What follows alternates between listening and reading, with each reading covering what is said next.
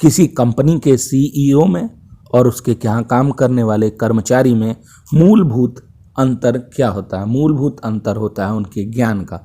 अब इस ज्ञान को आप भी सुदृढ़ कर सकते हैं इन किताबों को पढ़कर। पहली किताब है थिंक एंड ग्रो रिच, इसे लिखा है नेपोलियन हिल ने। अब यह बताती है कि धन हमेशा विचार के रूप में शुरू होता है और राशि केवल उस व्यक्ति द्वारा सीमित होती है जिसके दिमाग में विचार को गति दी जाती है। अगली बुक है द इंटेलिजेंट इन्वेस्टर, इसे लिखा है बेंजामिन ग्राहम ने। इन्होंने बताया कि निवेश दूसरों को उनके खेल में मात देने के बारे में नहीं है, बल्कि यह आपके अपने खेल में खुद को नियंत्रित करने के बारे में है। अर्थात शेयरों को आप तब खरीदिए जब उनका मूल्यांकन कम हो और उन्हें लंबी अवधि के लिए होल्ड पर लगाइए। पैसों को काम पर लगाने का सबसे प्रभावी तरीका है और यही वॉरेन बफेट की निवेश रणनीति की पहचान है। अगली book your money or your life, इसे लिखा है विकी रॉबिन ने। 1992 में उन्होंने लिखा था और उन्होंने बताया कि आप पैसे के लिए अपने समय का आदान प्रदान करते हैं, तो आप ज़रूर सोचिए कि कुछ खरीदने के लिए पैसे बचाने में आपके जीवन के कितने घंटे लगे और खुद से सवाल पूछें कि मैंने अपने जीवन का कितना समय इसके लिए व्यापार किया और क्या यह इसके लायक है। इस बुक की सबसे महत्वपूर्ण कोट, पैसा एक ऐसी चीज़ है जिसके लिए हम अपनी जीवन ऊर्जा का व्यापार करना चुनते हैं। अगली book how rich people think by Steve Siebold, 2013 में उन्होंने लिखा और उन्होंने बताया कि कोई भी आदमी करोड़पति बन सकता है। रहस्य धन के मैकेनिक्स में नहीं है, बल्कि उस सोच में है जो इसे उत्पन्न करता है। उन्होंने एक महत्वपूर्ण बात बताई कि अमीर होने के लिए आपको अमीर आदमी की तरह सोचना सीखना होगा, और एक बार जब मैंने सोच बदली तो पैसा आना शुरू हो गया। सबसे famous book the richest man in Babylon, जिसे लिखा है जॉर्ज एस क्लैसन ने।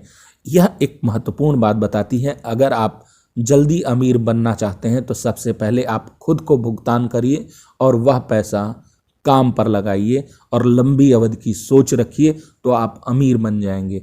अगली बुक डेविड बॉक ने लिखी है ऑटोमेटिक मिलेनियर। उन्होंने कहा स्थायी परिवर्तन यानी स्थायी वित्तीय परिवर्तन बनाने का एक तरीका जो आपको समय के साथ वास्तविक धन बनाने में मदद करेगा, वह है अपनी फाइनेंशियल प्लानिंग को ऑटोमेटिक बनाना।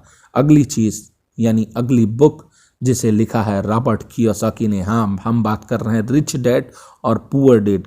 उन्होंने कहा जो लोग हमेशा अमीर रहते हैं वह सबसे पहले एसेट्स बनाते हैं और फिर एसेट्स से होने वाली इनकम से विलासिता की चीज़ें खरीदी जाती हैं। मिडिल क्लास और पुअर क्लास हमेशा अपने पसीने, खून और बच्चों की विरासत से विलासिता की चीज़ें खरीदते हैं। अगली book the little book of common sense investing. इन्होंने बताया कि निवेश हमेशा जनरल नॉलेज के बारे में है। शेयरों के विविध पोर्टफोलियो का मालिक होना और इसे लंबे समय तक बनाए रखना एक विजेता का खेल है। अगली book rich habits by Thomas Corley 2010 में लिखा गया और उन्होंने एक बात बताई कि आप हर दिन क्या करते हैं यह हमेशा मायने रखता है। यदि आप धन का निर्माण करना चाहते हैं तो अपनी दैनिक आदतों का पुनर्मूल्यांकन करके शुरुआत करें।